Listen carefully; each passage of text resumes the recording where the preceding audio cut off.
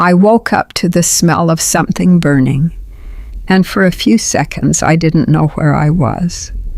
I was lying in my recliner, the TV still on some rerun I've seen 100 times playing in the background. My hands were folded on my chest like I meant to rest for a minute, but my heart was racing and my head felt thick, like I had been gone longer than I thought.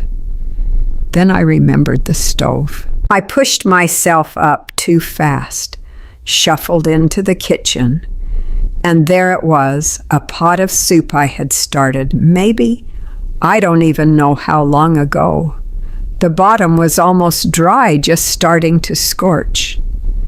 I turned off the burner and stood there staring at it, trying to piece together, when I sat down, when I closed my eyes, how long I'd been out. And that was the part that bothered me. Not the soup, not the smell. The fact that I couldn't tell you when I fell asleep. At 94, you expect a few things. You expect your knees to complain. You expect to forget where you left your glasses. But you don't expect to lose time like that and not notice it happening. I told myself it was nothing. Just tired. Just a long day. But a few days later, I was on the phone with my daughter Sunday afternoon. Same time we always talk. And I called my granddaughter by the wrong name. Not once, twice. I laughed, she laughed. We moved on. But after I hung up, I just sat there in that same chair staring at the blank TV screen.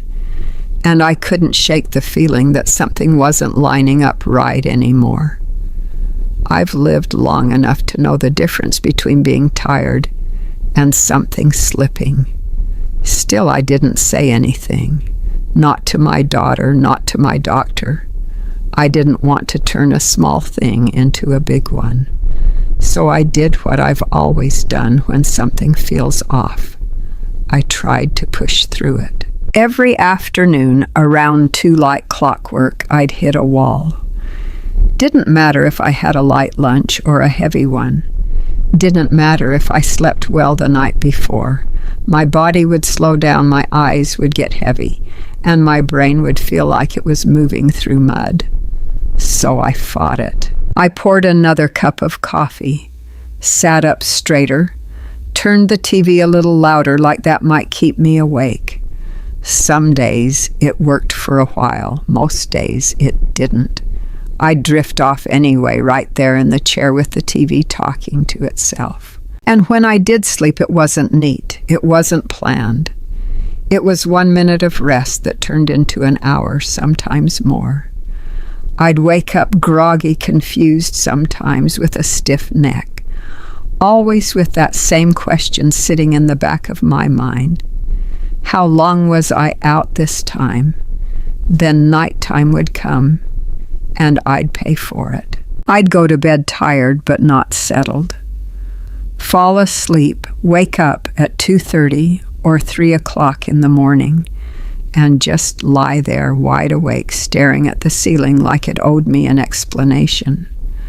The more I tried to fix it, the worse it got. More coffee made me jittery. Less sleep made me foggy. Skipping naps made me miserable. Taking them made my nights fall apart. And somewhere in the middle of all that, I started checking things I never used to check. Did I take my pills already? Did I lock the back door? Did I turn the stove off? Simple things.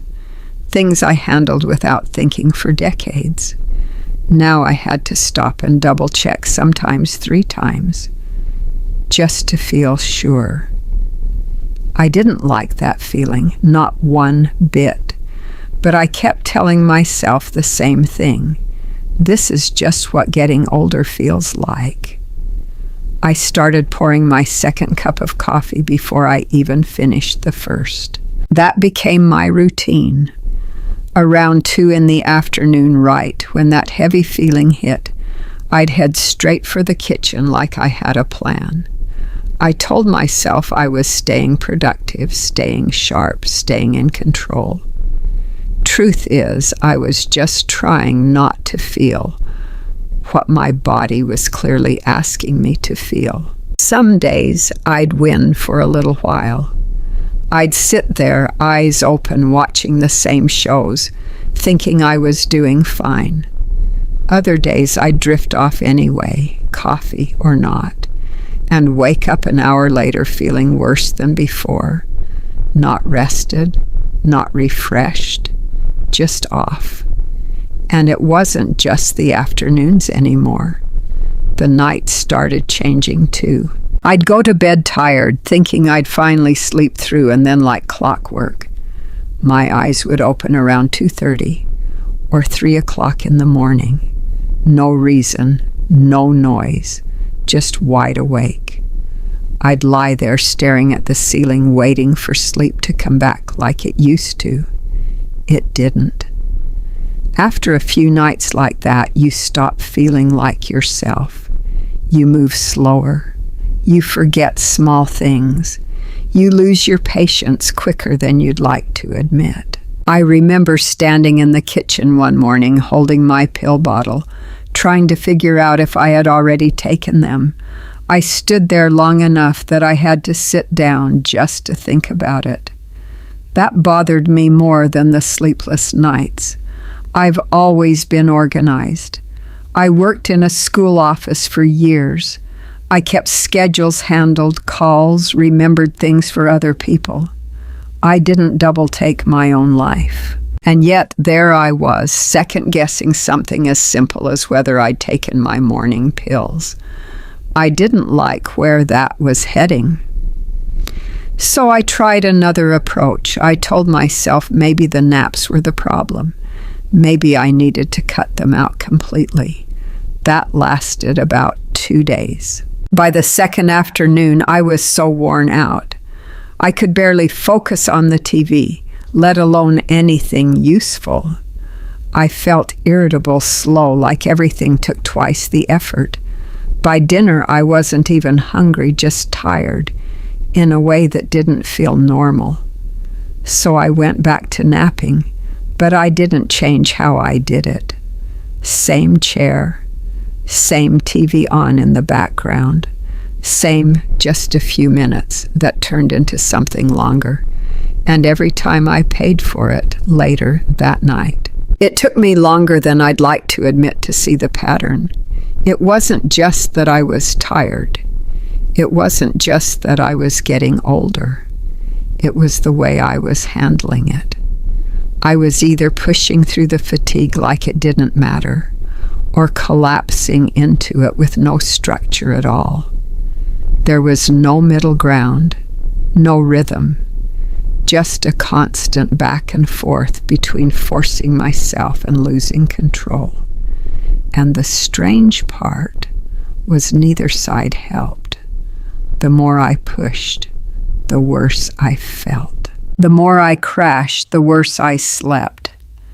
I kept thinking I needed more discipline, more willpower, maybe a better schedule, a stronger cup of coffee, something to fix it. It never crossed my mind that the problem wasn't that I was doing too little. It was that I was doing it all wrong. I kept hearing Helen's voice in my head while I stood at the sink one afternoon, staring at a plate I had already rinsed twice. "You're not tired. You're out of rhythm." At the time, I brushed it off. It sounded like something people say when they don't really have an answer. But after a few more days of the same cycle, coffee crash, sleepless nights, I started thinking maybe she wasn't trying to be clever. Maybe she was just right. Around that same week, my daughter sent me a video. She does that sometimes, little things she thinks I'll like. Usually I don't pay much attention, but this one caught me because of the title. Something about people in Okinawa living past 100 and still being sharp. I sat down to watch it mostly out of curiosity. What stood out wasn't anything fancy.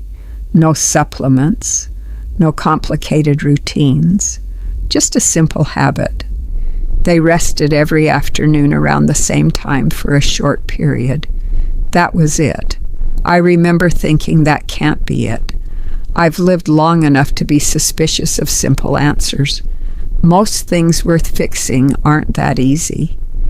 But I also didn't have anything else working, so I figured trying wouldn't hurt. The next day I set a timer for 20 minutes, 1:30 in the afternoon. I turned off the TV, which already felt strange, and sat back in my chair. I didn't fall asleep, not even close. I just lay there, listening to the quiet feeling, a little annoyed that I was wasting a perfectly good part of the day doing nothing. When the timer went off, I got up and went about my business. But something was different. I didn't feel worse. That might not sound like much, but for me it was new. Every other nap I'd taken left me groggy, heavy, like I had to shake myself back into the day. This time, I just stood up. The next day, I tried again. Same time, same chair, same 20 minutes. Still didn't sleep. By the third day, I gave up. Went right back to my usual routine, TV on, coffee in hand, letting myself drift off whenever it happened. And just like that, everything I'd been dealing with came right back. Heavy head, foggy afternoons, waking up at 3 in the morning like I'd been doing it my whole life. That's when it finally clicked. It wasn't that I needed more rest. It wasn't that I needed to avoid rest. I needed the right kind of rest, not the kind that just happens to you when you're too tired to stay awake, but the kind you choose on purpose and keep within limits. So I went back to it. This time I treated it less like an experiment and more like something I was actually going to stick with, even if it felt pointless at first. I set the timer again, turned off the TV again, sat down at the same time, and I stayed there for the full 20 minutes, whether I slept or not. It still felt simple, maybe too simple, but it didn't feel wrong anymore. I started getting up from the chair a few minutes earlier before the timer went off and walking to the front door. At first, it wasn't part of any plan. I just needed to move a little before sitting still again. So I'd open the door, step out onto the porch, and stand there for a minute or two. Some days I'd grab the mail. Other days I'd just look out at the street, same quiet neighborhood I've lived in for years. Then I'd go back inside, close the door, pull the curtains halfway, and sit down for my 20 minutes. That small change did something I didn't expect. The days I stepped outside first, the rest felt easier, not dramatic, not like a switch flipped, but I didn't fight it as much. My body settled quicker. Even if I didn't fall asleep, I felt like I had actually rested. It made me think about that video again, about those people who didn't do anything complicated, just the same thing every day.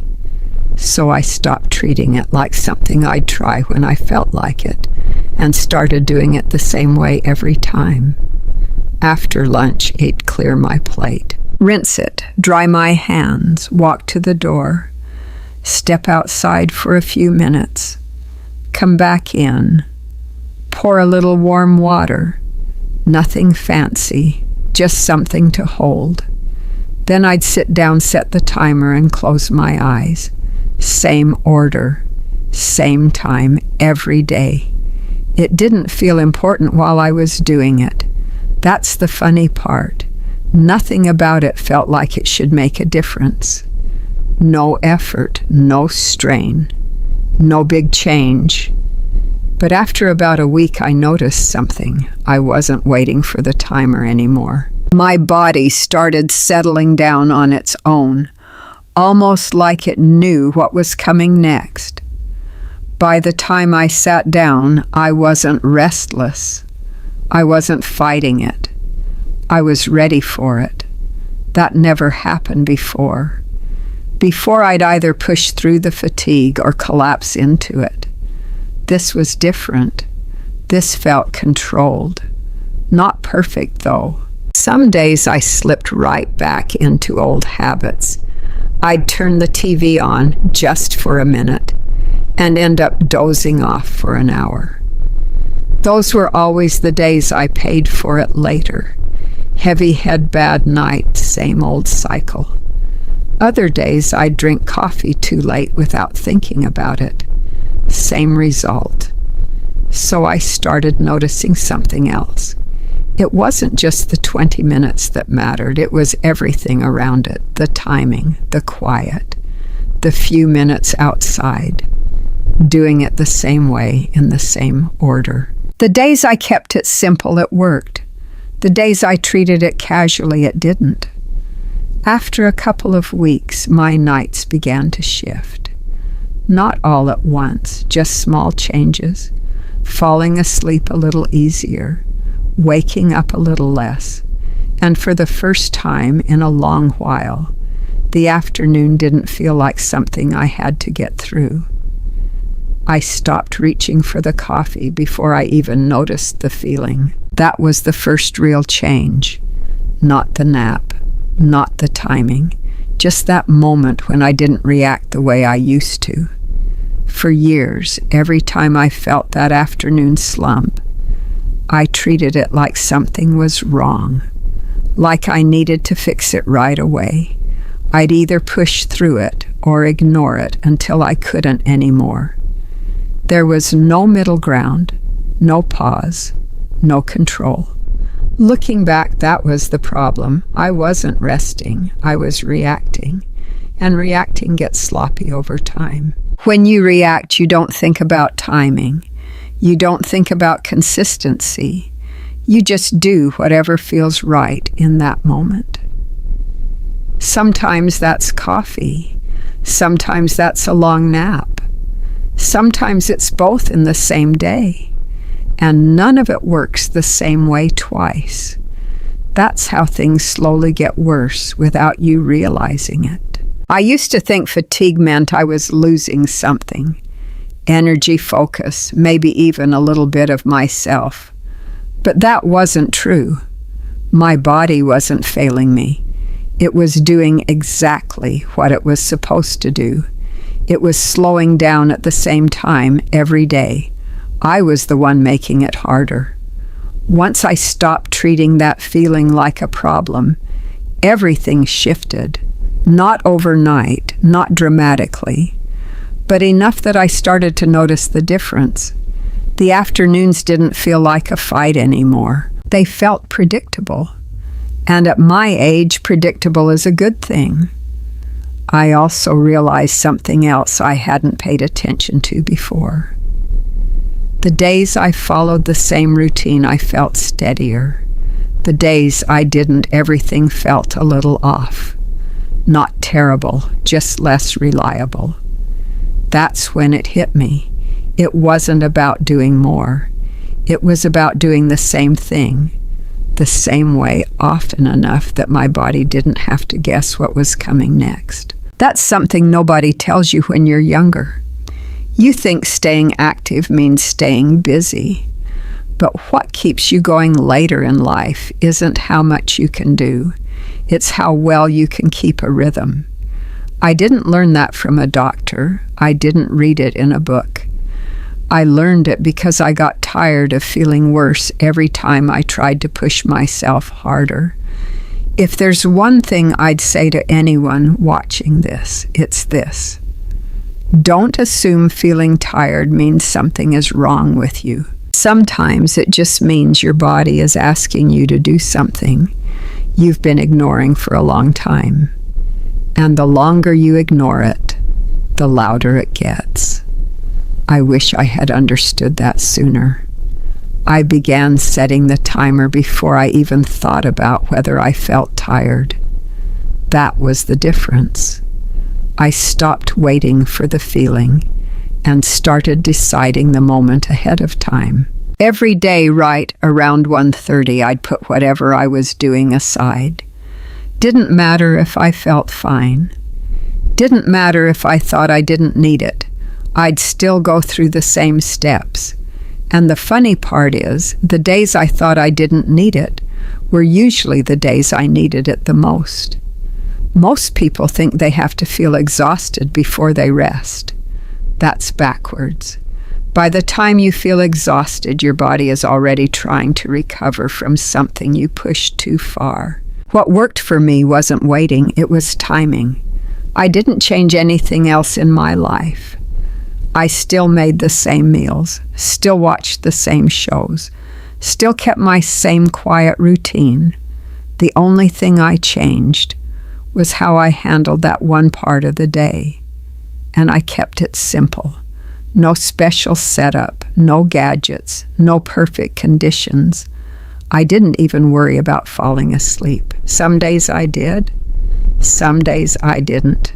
It didn't matter. What mattered was that I stopped on purpose at the same time every day. That's what people miss. They think it's about sleep. It's not. It's about giving your body a signal it can count on. Once that signal became consistent, everything else started lining up behind it. My evenings felt smoother. I didn't get that restless feeling as much. I wasn't reaching for coffee at 4 o'clock anymore. And the nights didn't feel like something I had to prepare for or worry about. They just happened the way they used to. If you're trying to fix your energy, your sleep, even your memory, you don't need to rebuild your whole day. You just need one point in your day that stays the same. That's where everything else starts to settle. And here's something I wish someone had told me years ago. Don't make it complicated. People love to complicate things.